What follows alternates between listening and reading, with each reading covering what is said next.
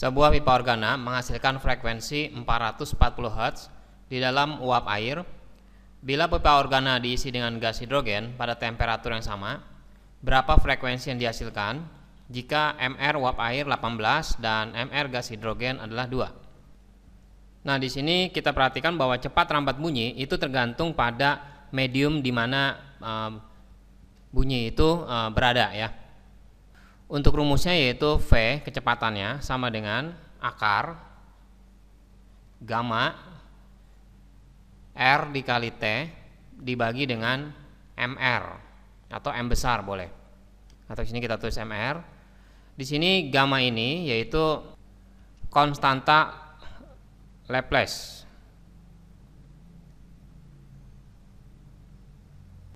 Untuk monoatomik itu gasnya contohnya misalnya helium, terus udah gitu neon, argon, jadi hanya terdiri dari satu unsur atau satu atom. Gammanya yaitu 5/3. Sedangkan untuk diatomik yang terdiri dari dua atom gasnya, contohnya misalnya O2 terdiri dari dua atom, terus H2N2 ya, itu gammanya adalah 7/5. Nah, pada soal ini untuk gamma atau konstanta Laplace dari uap air, kalau nggak dikasih tahu dianggapnya sama dengan konstanta Laplace-nya si gas hidrogen. Untuk R adalah konstanta gas universal ya, yang besarnya adalah 8,31 Joule per mol Kelvin. Dan untuk T yaitu suhu ya, suhu dalam Kelvin. Nah, sekarang kita lihat hubungannya frekuensi sama V. Rumusnya yaitu V itu sama lambda dikali frekuensi.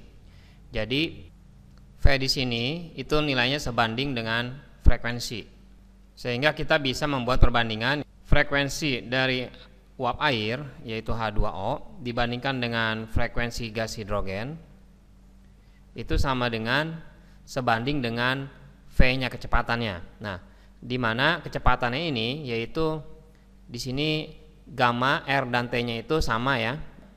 Yang berbeda hanya MR aja.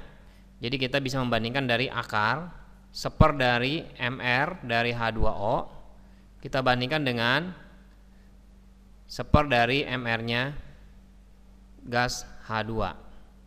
Nah, jadi di sini kita tulis FH2O